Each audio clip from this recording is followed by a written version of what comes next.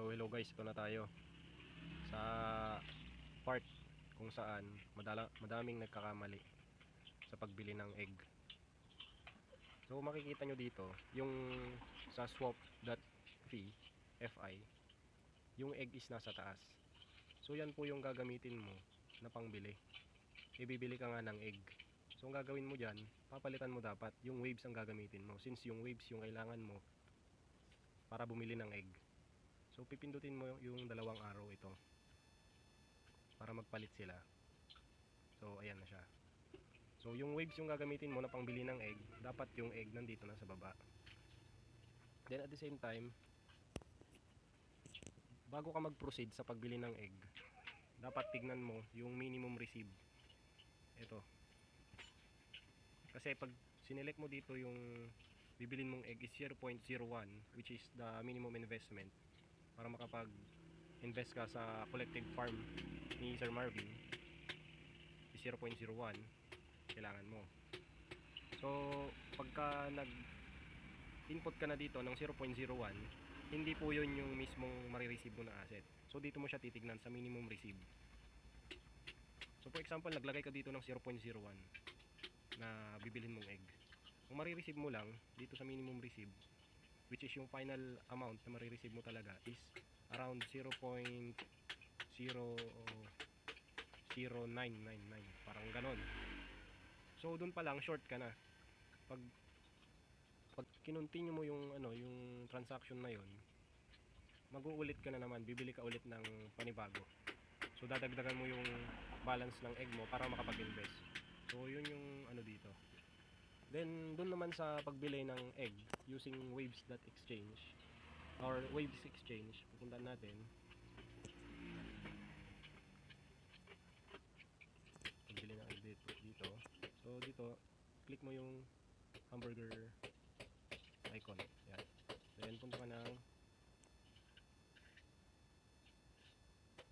trading. Dito sa trading, click mo yung spot. Hintayin lang natin, no? So makikita mo dito waves, then USDN.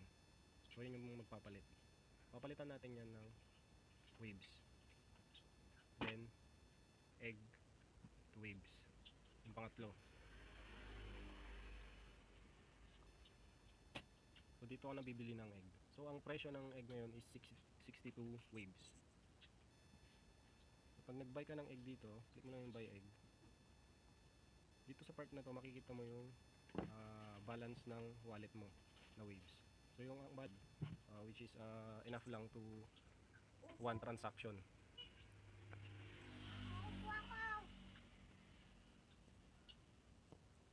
Tapos so continue tayo ulit. Pagka yung balance mo dito is enough to buy 0.01 egg, check mo lang din naman dito sa amount. For example, lalagay mo dito 0.01. So yung max amount is yun, na-reach na niya since insufficient yung balance ko para So insufficient yung balance ko dito. Since tutorial lang naman to, papakita ko lang kung magkano yung gagastusin mo na waves to buy 0.01 egg. So dito lalagay natin 0.01. So makikita mo yung amount ng waves na kailangan mo to buy 0.01 egg dito sa may bandang baba sa total. Yan.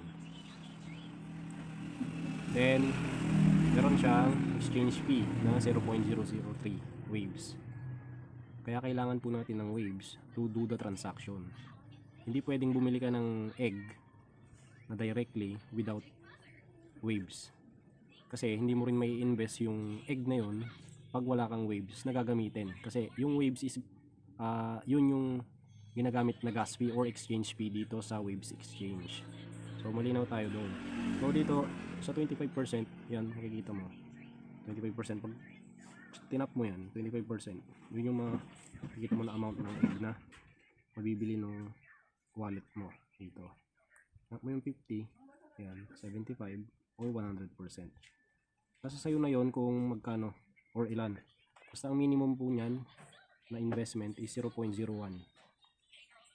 Gusto mo 0.02, pwede rin. Pero pag gusto mo mag-invest ng nasa third or fourth decimal, for example 0.2, 3, 4, yung 3 tsaka 4 dyan, hindi na po yan papasok dun sa investment mo sa farm. Ang tatanggapin lang po dyan is yung 0.02 hanggang sa second decimal lang po. So yung initial investment natin dito is 0.01. Wala po siyang maximum, wala po silang binanggit. So pwede kang mag-invest dito ng 1 egg.